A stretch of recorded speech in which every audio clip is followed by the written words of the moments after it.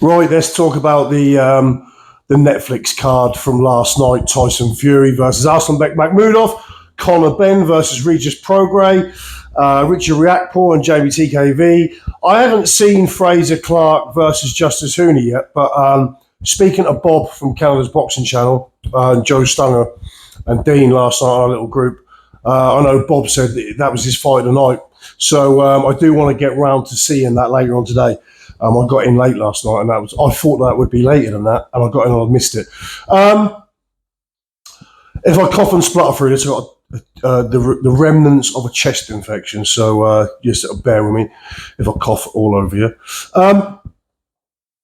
Jamie TKV, Richard Riakporhe. Richard Riakporhe is a physical phenom with that physique. That's if it's natural. He has got some body, that man has. Richard Riakporhe, yeah, it was all right. He was okay.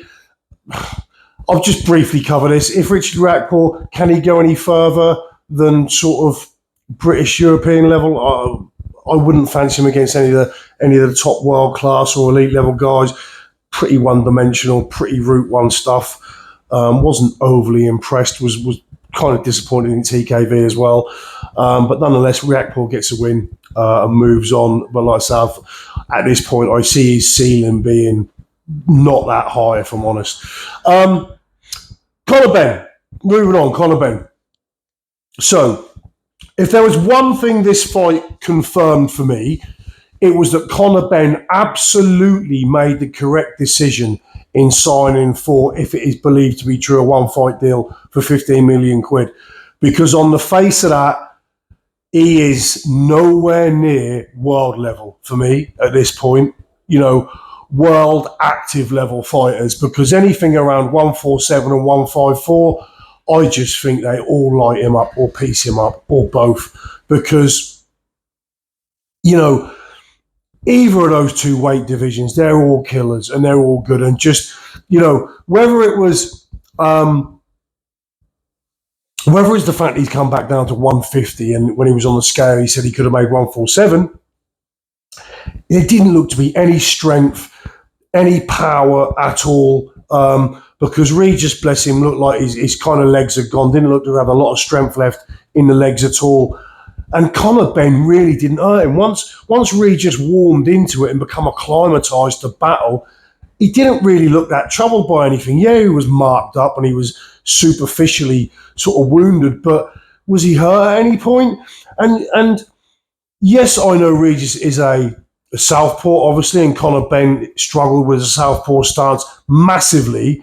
I mean, you've got to remember, David A. pointed this out, and this is very true, that southpaws box orthodox guys their whole careers, whereas orthodox guys don't box southpaws because there ain't many southpaws in circulation compared to the amount of orthodox fighters around in circulation. So finding, you know, southpaws in the gym or southpaws for sparring is not as easy as it is if you're a southpaw. You can find orthodox fighters all day long, and chances are 95% of the people you're going to fight in your career are going to be orthodox. So you're used to it. But from the off, Regis always had his lead foot on the outside where Conor Benn's foot should be, but it never was. He just seemed one-dimensional, devoid of any invention. I mean, he seemed, I wouldn't say hurt, but he felt a couple of Regis's punches, certainly, through that fight. Regis afterwards, there was all this talk in the build-up of Regis having this really bad injury, and, you know, he was really close to pulling out the fight and things like that. And credit to him afterwards, he said that was true. I was terrified and I nearly did pull out of this fight. I had like sort of 4 pretty substantial injuries. He said, but in the fight, none of them serviced, none of them gave me a problem. So none of that is an excuse because the injuries I had, you know, luckily none of them affected me on the night. And that would have been easy for Regis. And this is why I've always liked Regis. Regis is, you know, he's a real guy, and you can't help but like to the guy. I know, like Loz D, if you follow Loz D, he's one of Loz's favourite fighters, and I can see why. But straight up, because Regis could have said, you know, I had these injuries, I had 4 injuries, and, you know, I could barely sort of, you know, fight, get my punches off, blah, blah, be effective. But he didn't. He said the injuries that he had never came into play, luckily enough. But yeah, Conor Benn is, ironically, the fact that, Chris Eubank Jr., it was pretty evident that he was not big enough for super middle, but sort of too big for middle. And so he was sort of nowhere in between. He was too big for middle, really, and killing himself to make the weight. And when he went to 168, he was never big enough. And is Conor Benn going to have the same sort of issue where he's going to be sort of too weak at 147? I mean, let alone the golfing ability, class, and skill. And he's probably not quite big enough to, he's already got the great wall to overcome of just lack of ability, skill, and class, and all the rest of it. But he's probably not big enough to deal with the guys at 154 either, even though he went up to fight Eubank at what do they make that in the end? I don't know, 160, something like that. But yeah, in terms of him taking the 15 million, that was probably the best thing he could have done, because had he have not took that and got found out for lesser money, he really needs to capitalise as much as he can, as quick as he can, because and I know a lot of people in comments are going to say, oh, we always thought Conor Benn was shit. He's not shit. He's a good fighter. He's a decent fighter, but on that, he ain't world level, and he certainly ain't nowhere near elite level. So a lot of you guys have said that for a while. I thought Conor Benn's progression looked really good to a degree, to a point. But maybe he's just hit his ceiling, and his ceiling is the level that we are seeing now. But you wouldn't give him a shout against anyone. I mean, his call out afterwards to Regis Prograis to Ryan Garcia was really cheesy. Tell him he can get it every day and twice on a Sunday. Come and get, mate. Like, is anyone buying that bad man thing? You know what I mean? You might feel like you're a bad man, but you're not the bad man in the ring. That's evident. And he said that he started to get the weight off the day after the second Eubank fight. So he's brought that weight off in a real sensible rate of knots, if you know what I mean. He's not crashed it off at the end. He's took that off in a real sort of methodical way. And he didn't look strong. He didn't look like he punched hard.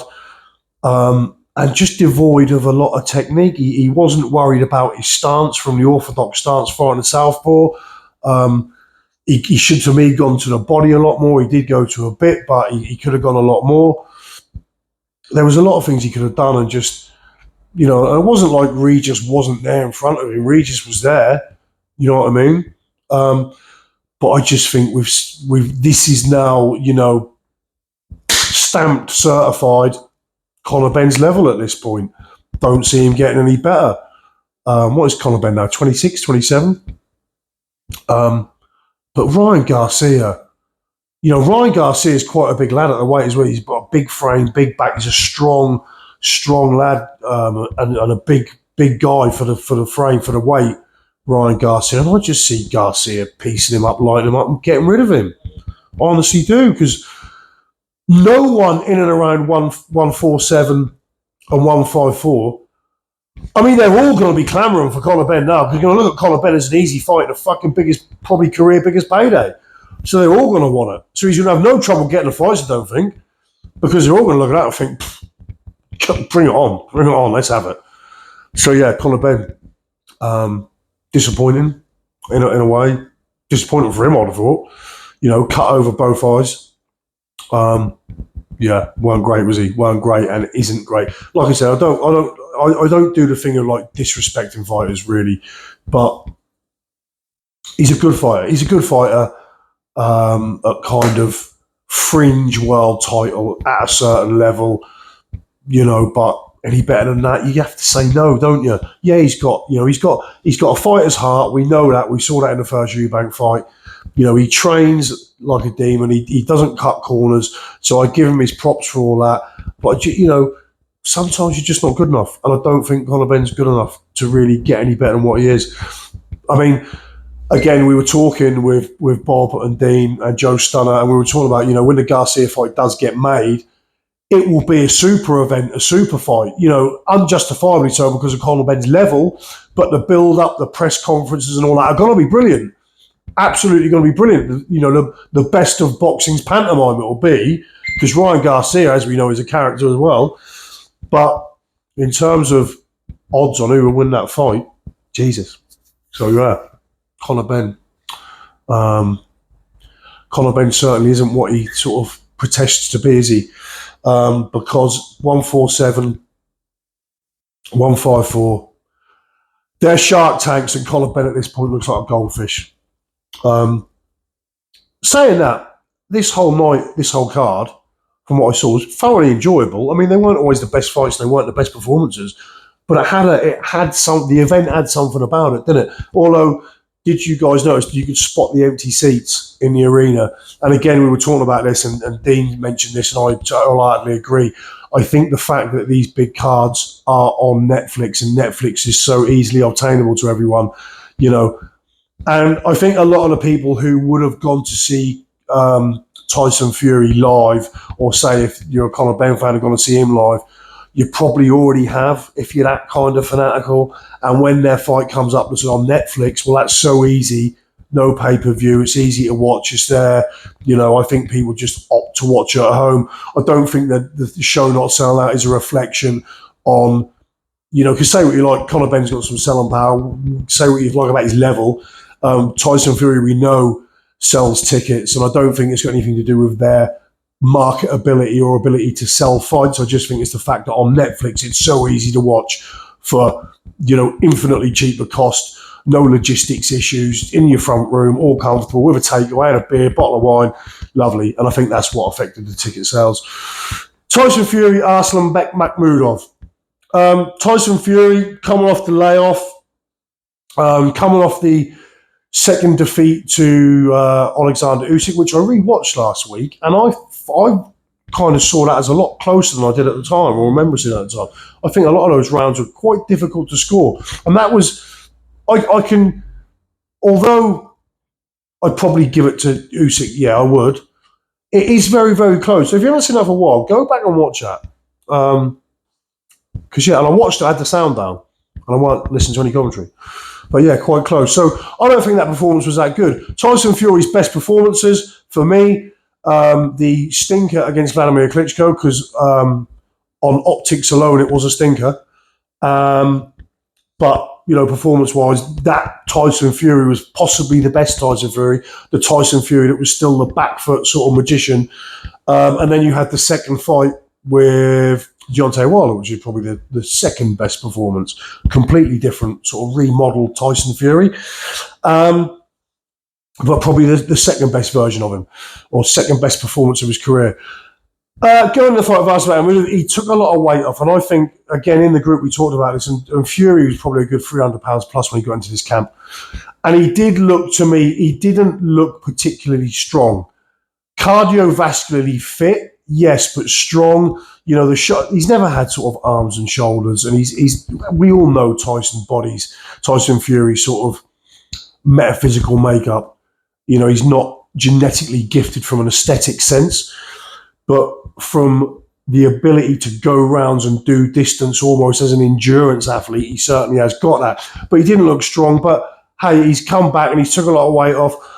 I said to the guys in the group, if this goes past 6 rounds, with the fact that Fury's been out so long and the fact that he's took off so much weight, I thought he could, maybe if this goes past 6, we could see Fury sort of struggle a bit. As it was, he kind of warmed up through the fight, and it got easier for him almost. In terms of the fight itself, massively ugly affair. It was not pretty to look at. Arslan Makhmudov had a kind of a big first round for me, because he came out and he was rushing Fury, and he took away Fury's time and he took away Fury's space. Fury likes a bit of time, he likes a bit of range, he likes to pop the jab, and if they do come together and wrestle, you know, and hold, he then likes to step back, reset, and go again. And in the first round, Makhmudov didn't do that and really rushed him and really pressured him. And Fury got hit, I think, a couple of times in the first round, and it almost looked a bit of concern in his corner and at times on Fury's face. But of course, Arslan Makhmudov has nowhere near got the frame or the engine to do that consistently. And as soon as they got a bit of distance, Fury got back behind the jab. Fury is always going to, probably at 55 years old, Tyson Fury is probably always going to be able to fiddle his way through fights and win fights through fiddling them through them. He's got enough ability. He's forgotten more about the game than most people ever know. You know, you guys know me. I'm not the biggest Tyson Fury fan of the man, although saying that, in this build-up, other than the bit where he had the little set to with Joshua after, I thought this was the most palatable I'd seen Fury for a while in the build-up to this. Wasn't saying anything stupid, wasn't being, just wasn't being Tyson Fury. He was being quite a normal geezer. And I quite liked it, quite warm to it. But when it comes to Fury's boxing ability, he is top tier, and whether he's done it, you could argue that he beat Vlad, but he lost twice against Alexander Usyk. So ultimately, he's not been at the top, but he has been at the top. And I think a Tyson Fury on his day will give anyone a fight. I do rate him as a fighter, and I rate him for his knowledge and the way that he knows every trick in the book and can fiddle his way through fights because he just knows that much more. And because of attributes, he's tall, he's long, he can keep him out of trouble. And while he's still got a certain amount of degree of his legs under him, he can do it. How did he look? That's kind of a hard one to gauge because the reference point is Makhmudov. Makhmudov boxed a lot better against Dave Allen. He does that down to the fact that it was Dave Allen, possibly. But he was, to say he was poor, Makhmudov, from a technical point of view, from quite a few point of views in this, is hard to say. He was poor. He was really poor. And Tyson Fury looked all right. Just all right. And it was against Makhmudov. Shane Fury said quite a few weeks ago that Tyson Fury was coming in lighter and he was coming in looking to box. Almost in the way that the Fury that won the title against Vladimir Klitschko did. But we were led to believe that Tyson Fury had turned into this Kronk-ish, flat-footed, walk-forward puncher because he couldn't do the stuff on the back foot anymore. Injuries and ravages of career had robbed him of boxing in that style. So it was a bit of weird when I heard saying, Shay, that they were going to go back to this. But I think they possibly thought that was the way to box Makhmudov. Obviously, Makhmudov's got a punch, so they elected to be on the back foot, box and move. He probably doesn't need the same ability with his feet and his legs to do that to Makhmudov. Makhmudov is, to steal a phrase from Bob Arum, slow as molasses with his feet. So it was ugly, very ugly. It wasn't pretty. Fury was never really in any danger. He had a little bit of pressure in the first round, but other than that, Makhmudov may have won. I think I'll give him the first and possibly the second. After that, it was all Fury, really. It was an ugly, messy, mauling affair. And yeah, Fury's back. He's, even Fury, even a 70% Fury is probably good enough to deal with, most of the guys out there, pretty much. Then we got the sort of thing in the ring afterwards where Joshua was there. Now, apparently Netflix had announced this on Instagram that they had made this fight already. And I've no doubt that Hearn and Joshua were there to kind of seal this, afterwards, and we'll all like, this fight's on its way now. They've both agreed to it. But you've got to remember, this was Turki Al-Sheikh very much running the show last night. And we've had the sort of the fallout with Turki Al-Sheikh, Dana White and all that, kind of like trying to do one on the old guy promoters, Eddie Hearn, Frank Warren and all those. So I don't know if there's a certain amount of Eddie and Joshua just, we're not fucking playing ball like you want us to. Do you know what I mean? And, I liked it when Joshua said, I'm the landlord, you work for me. I like that, it's defiant. And then Fury just reverted back to himself. Joshua, you're a shithouse. What do you mean by that? He's a shithouse? I don't know. He's a shithouse. What? And Joshua said, I'm not going to fight. I'm not going to say yes just because you tell me I should at this point. Which I kind of like that. Joshua's not scared of fighting Anthony Joshua. He's fought scarier guys than Anthony Joshua. He's fought Alexander Usyk twice, for fuck's sake. He's not scared of fighting Tyson Fury. But I think he probably knows, and he said there's stuff going on with his, with sort of the not blood family, stuff needs being sorted out. And I think he needs to be in certain where in his head where he is and how he's feeling before he rushes this decision. No, I'm not going to when I feel it's right for me, then we'll fucking talk. And fair play to him for that. No doubt we'll get it. It's a fight, no matter how late that is. We're all going to watch it, aren't we? We're all going to watch it.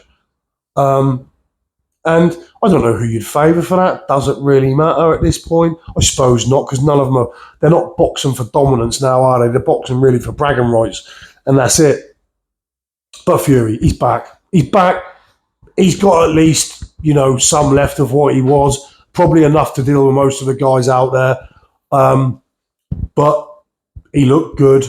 I'd say good, no more than good, against Makhmudov. So how much you can gauge from it. We gauge he can do 12 rounds. He's still got the engine to do 12 rounds comfortably. And that was a kind of a tiring fight. It wasn't at his leisure. It was a lot of more than a lot of holding. Makhmudov's a big, heavy guy. That was it, really. I'll see you all soon.